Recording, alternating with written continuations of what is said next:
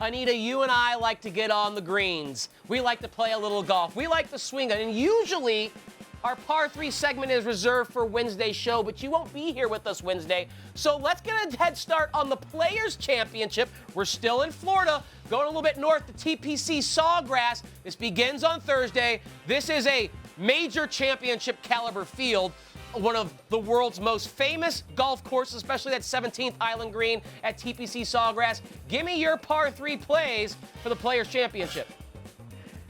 So a few things before I get into my plays. First and foremost, as you know, born and raised in Miami, lived in Jacksonville for about 3 years, worked for the PGA Tour, and was able to play TPC Sawgrass for cart fees. Haha, I know you're jelly. Humble brag. Also, my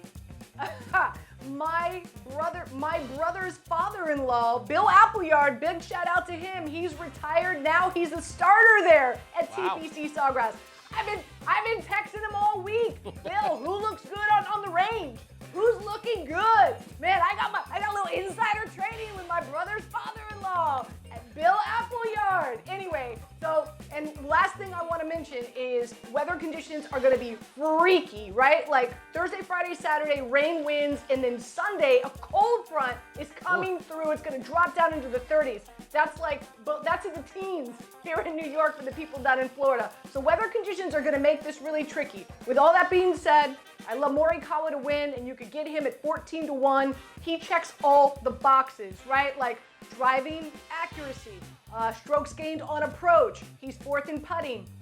You and I both know this. There's a lot of different ways that you could grip your putter. Ever since he switched to that saw putting grip, man, his putting is just blossomed. So Morikawa for the win at 14-1. I do like Decky. He shot a 70 yesterday coming off of Bay Hill, very difficult golf course. So he's feeling it. His putting's been great as well. Great hitting his irons. So I like Decky to finish in the top 5 at plus 550. And Fitzpatrick, you know I've been on him for the past few weeks.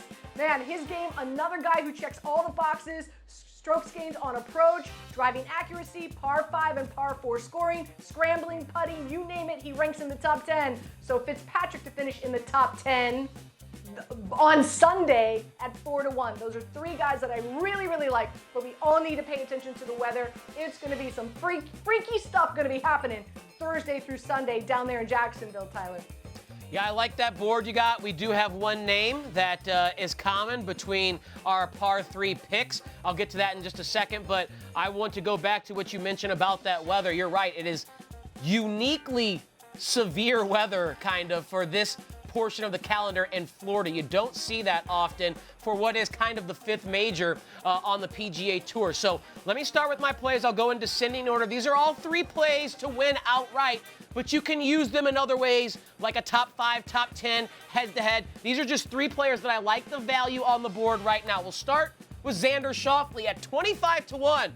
Boy, that seems like 28-1, pardon me, at Caesars. That just seems like great value.